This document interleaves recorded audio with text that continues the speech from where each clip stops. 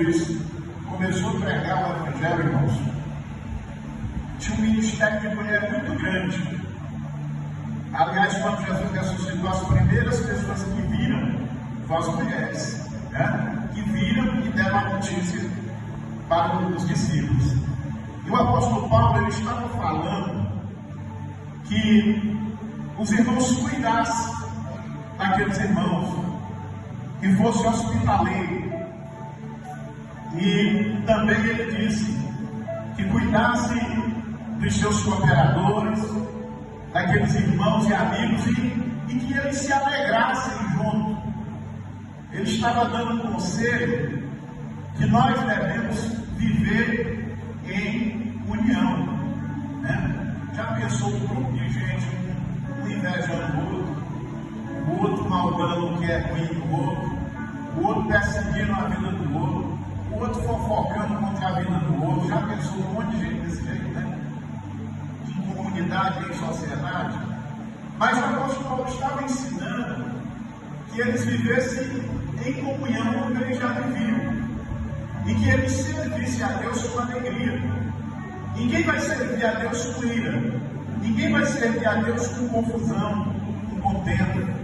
Mesmo que as confusões apareçam, as contendas, as más conversações, mas nós vamos pedindo a Deus sabedoria para lutar contra elas, né? Quando isso chegar na nossa casa, na nossa vida, no casamento, com os filhos, né? A gente começa a lutar contra essa situação.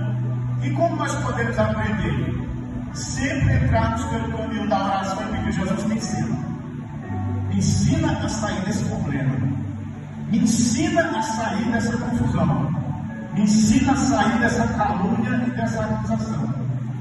Repreenda esses males que podem tentar contra a minha família. Tira. E o apóstolo Paulo, ele estava falando que aquelas pessoas que eram da igreja, que eram pregadoras do Evangelho, cooperadores, pessoas que viviam em comunidade, em sociedade, que eles servissem a Deus com alegria. Com alegria. Isso são coisas que no nosso meio é bom, principalmente quando a família é grande, né? Você tem uma família assim dedicada de 10, 20 pessoas, ou então tem quando se reúne vó, primo, sobrinho, amigo, e aí quando essas pessoas estão em comunhão, ali o Espírito de Deus fica mais sensível para operar naquela família, né? Por isso que todos os dias nós devemos pedir sabedoria a Deus, para que nós não venhamos ter uma vida de confusão, uma vida de desordem, uma vida de ódio, uma vida de sem plano, né? O apóstolo Paulo, ele ensinava sobre isso, ele dizendo, versículo 6, ele diz aqui no capítulo 4, não sejais inquietos por coisa alguma, antes as vossas petições sejam em tudo conhecidas